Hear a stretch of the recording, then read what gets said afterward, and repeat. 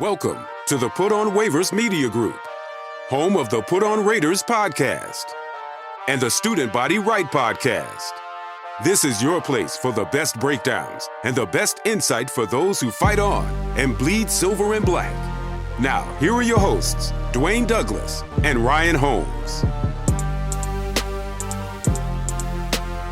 Hey, welcome everybody to the glorious episode of the Put On Raiders podcast. I'm your host, Dwayne Douglas, along with Ryan Holmes, and we are podcasting off the beautiful shores of the Pacific Ocean. Beautiful day out here in Southern California. PORSBR is my Twitter handle, and Ryan's is RHOLM22. Speaking of 22, let's just jump into that all 22. I know when they win, it's always nice to see it, no matter how it happens. So, Ryan, can you talk a little bit about that Spillane INT that iced the game for the Raiders? Yeah, definitely. It was the Jets gave a similar look 2 plays before. So it's good to see Spillane jump that route, but essentially they're in cover 4. So you have, the 4 deep shell and then 3 underneath. Spillane's playing the middle hook. He's on the strong side. So when number 2, the tight end works vertical, that goes to Marcus Epps and he immediately gets underneath the stick route. The quarterback's actually reading Diablo. So the running back gets out in the flat. So that's Diablo's responsibility. And as soon as the quarterback sees Diablo vacate, he knows to go to the stick route, but Spillane already sees it and he's already moving and makes the play. You can actually see Marcus Epps throw his hands up in the air, like pretty much right when Spillane jumps that, knowing that it's going to be an interception. But you can see it from the reverse angle. It really comes in towards the end of the video I posted. I posted all 3 angles of it on the last video from behind the Jets offense. You can see Spillane already working. He's just reading the eyes of the quarterback. So Robert Spillane has been tremendous in coverage, which I did not expect. He wasn't that good of a coverage defender in Pittsburgh. But so far through 10 games now, he's actually been pretty reliable, and he's taken over essentially as the dime and nickel backer instead of Diablo.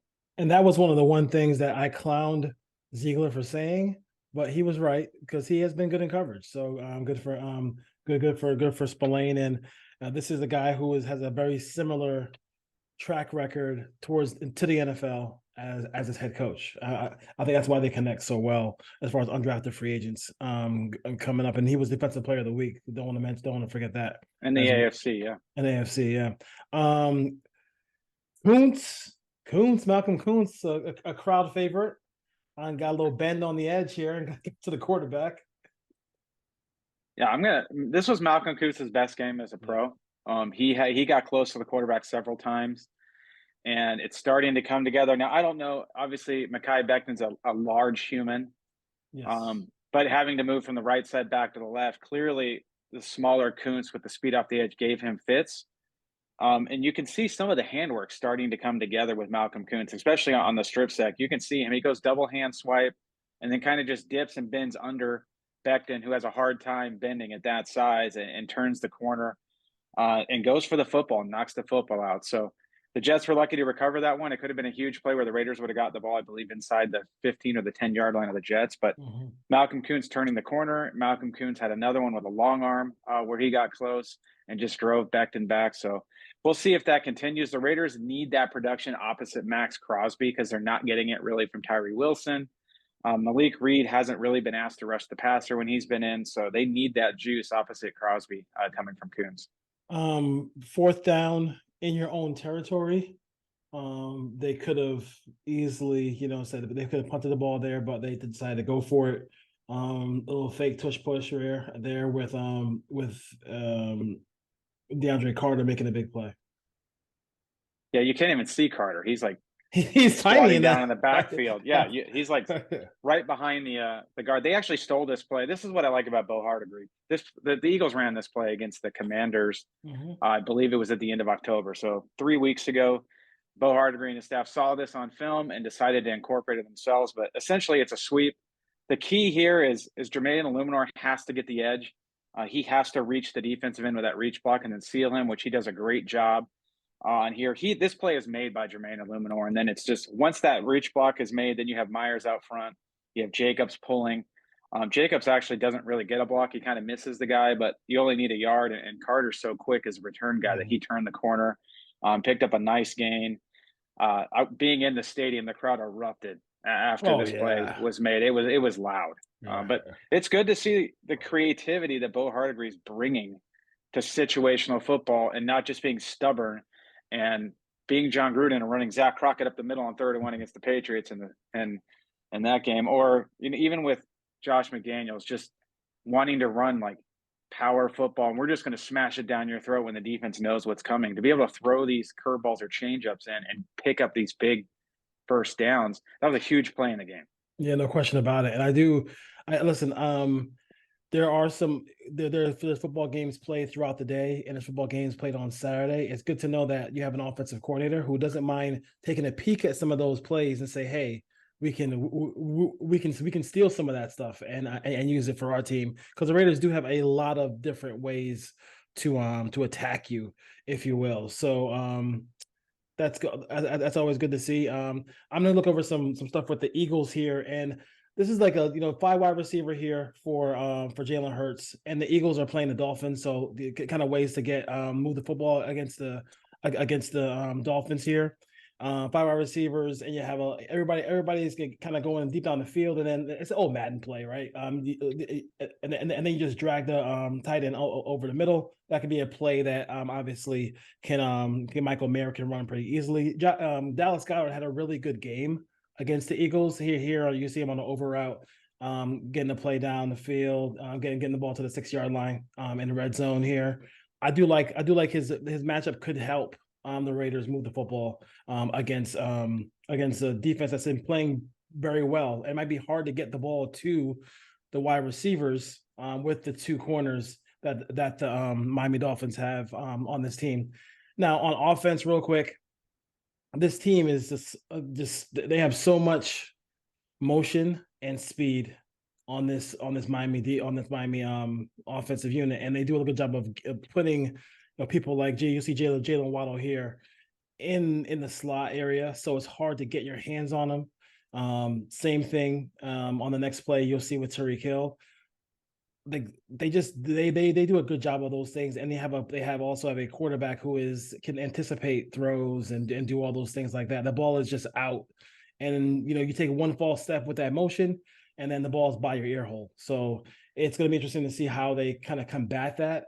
The short distance between 2 points is a straight line. They love throwing the ball in the middle of the field. They love it. They that's where they live. So that's going to be interesting to see what Patrick Graham has for the Dolphins coming up on Sunday. Anything else you saw from the all 22 and when you were studying that on the Raiders side? I'm going to go back to Bo Hardegree. I know the Raiders scored 16 points, and I put a tweet out that he's impressed, and there was a couple of people who took exception to that, saying, "Oh, they only scored 16 points," but he's running. Bo Hardegree has a rookie quarterback that started 3 games in his career. 100%. He's playing without his left tackle last week against one of the best fronts in the entire National Football League, and then you started to see the fast exit motions. You started to see them get Josh Jacobs moving horizontally instead of vertically. You saw them go to more duo this week that we haven't seen a lot. You saw them get Devontae Adams in the slot. You saw Michael Mayer get 5 targets. You saw the 4th and 1 tushba. So he's adding 3 or 4 or 5 plays a week into the offense. Mm-hmm. You can't scrap the whole offense and start over mid-season. So he's running the Josh McDaniels offense, but he's putting his own twist on it.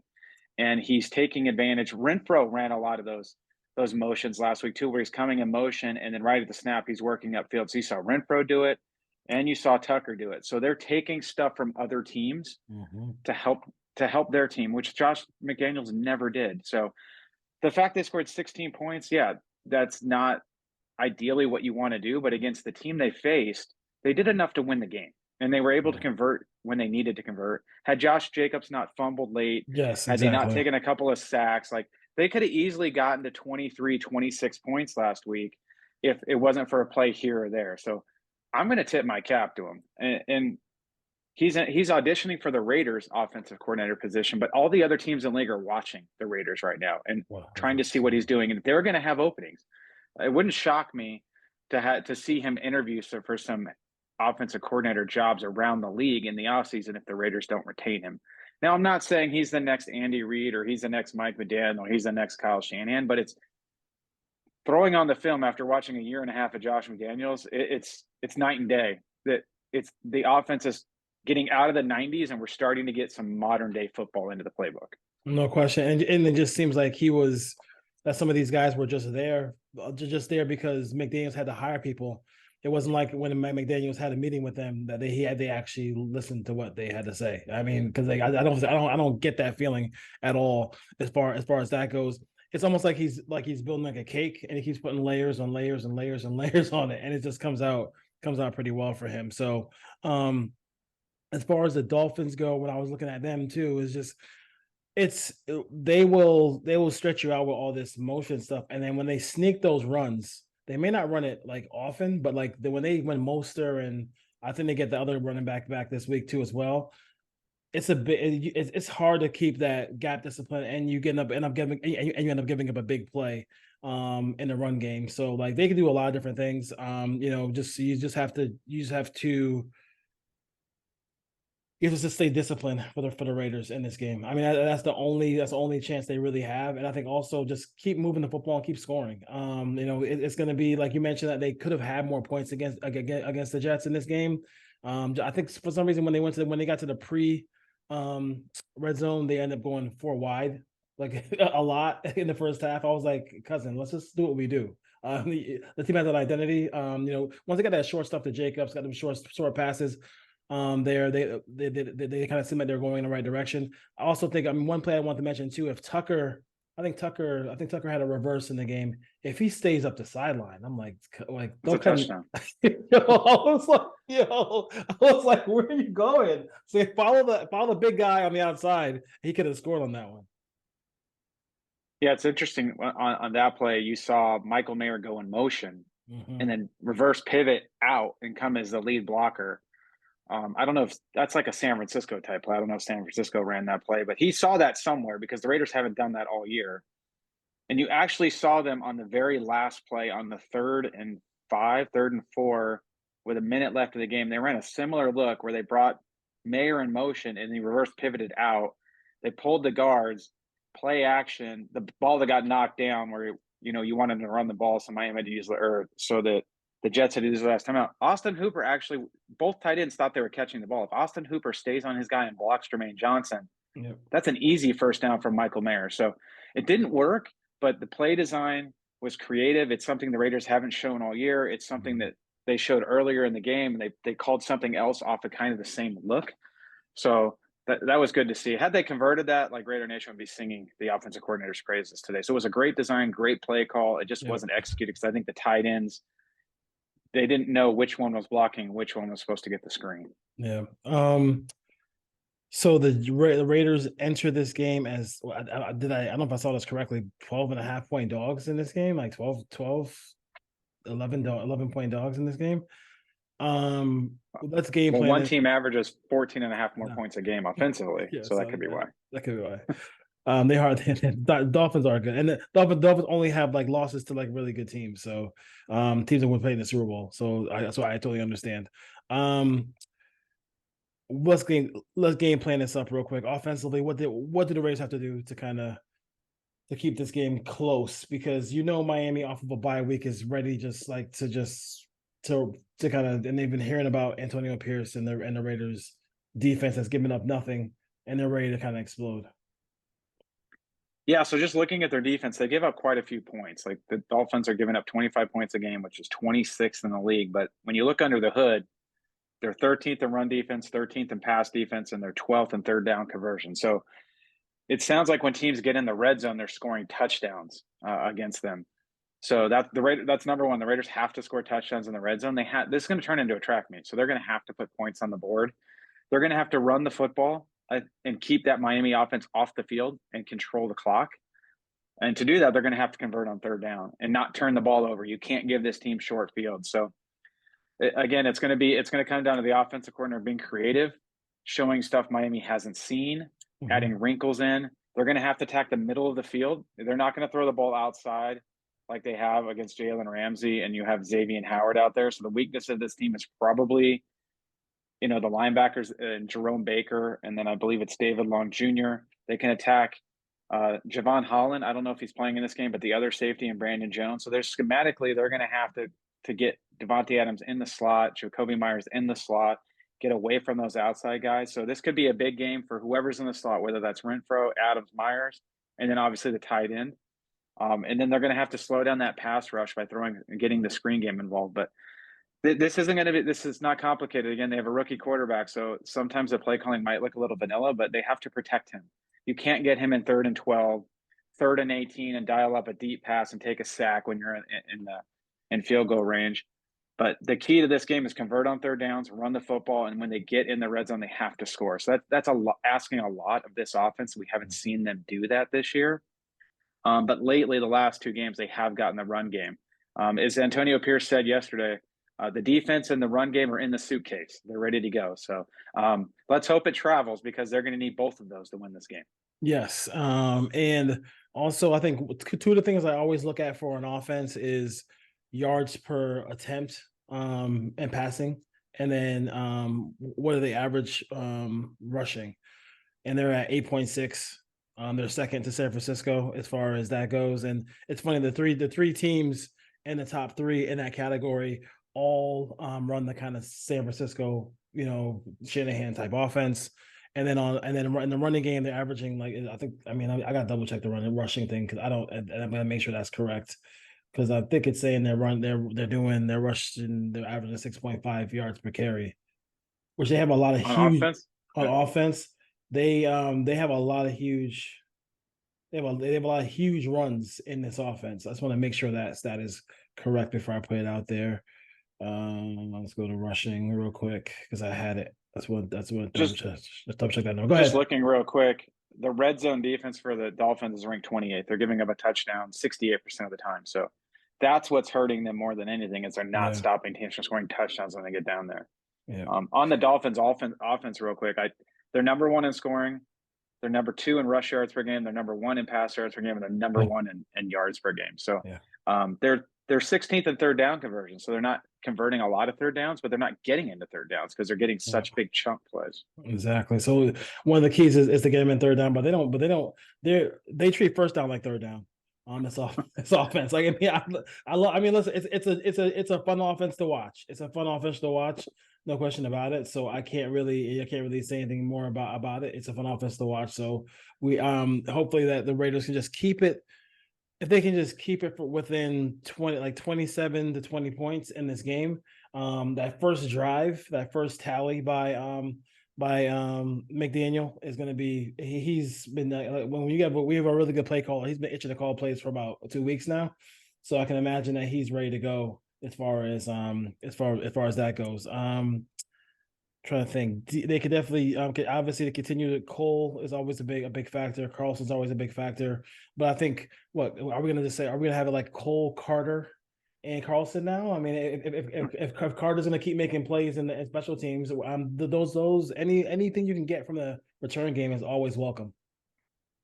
The law office of Carlson, Carter, and Cole, or something like that. There you go. I need somebody who's good at graphic design to go draw that up somewhere. Yeah, I think the key here is offensively, the Raiders can't play man in this game because they're just not going to have the speed on the outside. So you're going to see, hopefully, they're going to have to play a lot of too high to take away those deep shots. So whether it's cover 2, cover 4, or even cover 6, and just not let Waddle and Tyreek Hill get deep. But the problem is they run a lot of that stuff over the middle of the field too. They're going to run a lot of digs, a lot of in cuts. With the 2 eye safeties, the key here is going to be the middle of the intermediate zone. So it's going to be up to the linebackers, Diablo, Masterson, Spillane. They're going to have to get depth on their drops and take some of that stuff away and make Tua throw the ball underneath. And then they have to rally and tackle. They cannot miss tackles. So they need to just play that deep coverage, and the defensive line is going to have to eat. They're going to have to rely on a 4-man rush. You shouldn't bring pressure here. Tua gets the ball out of his hands so quickly. And they're just going to have to eat. And I'm looking at old friend Lester Cotton, who's the starting left guard for the Miami Dolphins. So hopefully Jerry Tillery, Adam Butler can win that matchup. And then Max Crosby against Austin Jackson is going to be a huge matchup, obviously, on the outside. I don't know if you're going to beat Teron Armstead a ton as the left tackle. So I would attack Lester Cotton, run some games inside, and then hopefully Max can win against Austin Jackson on the other side. The Dolphins also have 8 their first in plays over 40 yards. So they have 8 plays over 40 yards this year, and they are 34 plays over 20 yards. You want to guess who leads the league in in plays over 20 yards this year so far. Is it not the Dolphins? It is not the Dolphins. The Dolphins are actually Plays like over seventh. 20 yards. Plays over 20 yards. I know it's not the Chiefs. It's not the So, Chiefs. Not Niners either. yeah, And Niners are my next guys. and not Detroit. not the Lions. They're the top three. The team 43. The team that has both teams are tied at 43. Both teams that lead the league in plays over 23 over 40 over the number is 43 plays. And there's 20 yards plays in this season. It's the Vikings and the Texans lead the league in plays over 20 yards. That's interesting. Man, that CJ Stroud, man, I tell you, that's something else. That's something else. Let's see here. So I did think it was interesting that in the press conference he talked about the game plan this week. He said somebody asked him about, did you do anything different than what obviously what JMD was gonna do? And he said, one thing I did was I just made we're still in Vegas. Like I guess the plan was to be already in Miami.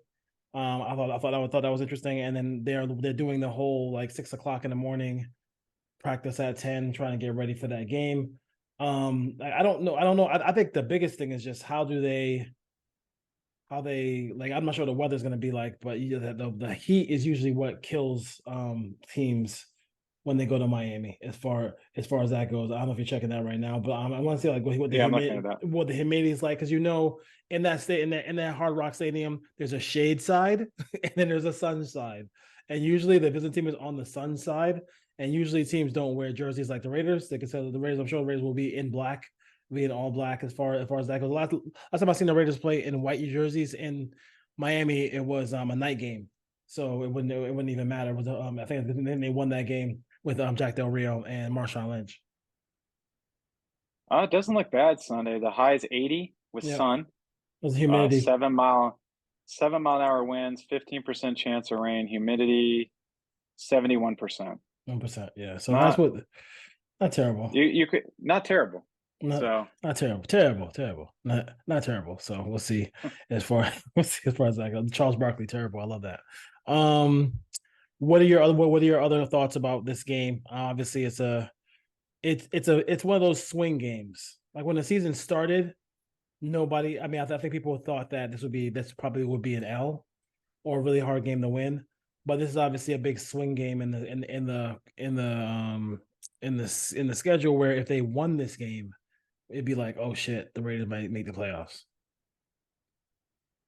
Yeah, I'm not ready to talk playoffs yet. Let's see them. They need to win one of these next two games, and then we can start the P word. But I think the key here too for the Raiders on offense is they're going to have to control the inside of that defense of the Dolphins. Wilkins. Everyone gives Christian Wilkins the praise, but Zach Seiler's a very good interior player as well.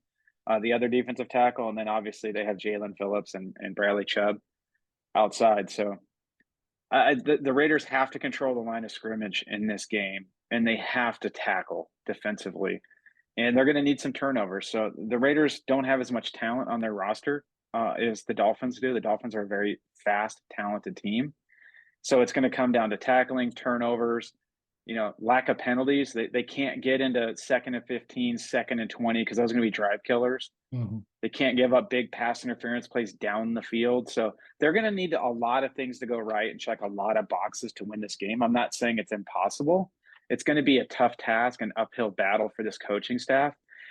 I want to see how they come out. Do they come out? Are they ready to play? Do they fall behind 14-0 in the first quarter? What kind of adversity are they going to face? How do they handle it? And I want to see how this team responds when they face adversity, because we saw with Josh McDaniels, it didn't respond great. And the energy has been so good on the sidelines the last couple of weeks, but everything's kind of gone right for them. They haven't fallen in a hole. They won 30-6. They kept the game relatively close against the Jets. What's going to happen? Or is it the other? Do they come out fired up, and do they go up 10-0 in the first quarter and then they play with the lead? So I want to see how the coaching staff, especially Antonio Pierce, handles it in both situations. Do they go up early? Do they fall behind? And then how do they respond? So I'd love for them to win this game. And when we predict, I'm probably going to pick the Dolphins to win this game, but I want to see how Antonio Pierce handles it either way in this game. I'm more concerned with how this team plays, what kind of effort are they going to show, and what kind of fight do they have in them if they fall behind. Yeah, 7 games left. You're looking at I'm kind of looking at that 4-3 mark. If they go 4-3, that gives them six. He goes 6-3 in 9 games. Then he's probably the head coach of the Raiders going forward. Looks like hopefully the Raiders can get Miller back. I know Meek Robinson it was in protocol, and then Parham. I think Parham is hurt as well too. So that would be you spoke about the interior of this thing. So we'll see if that's a matter. I didn't. I mean, I know Miller doesn't usually miss games. So hopefully he can get back on the train here as far as that goes. What about Bennett? Was he on the injury report? Because I know he was removed from the game. I'm not sure. I'm looking at it right now and see if you.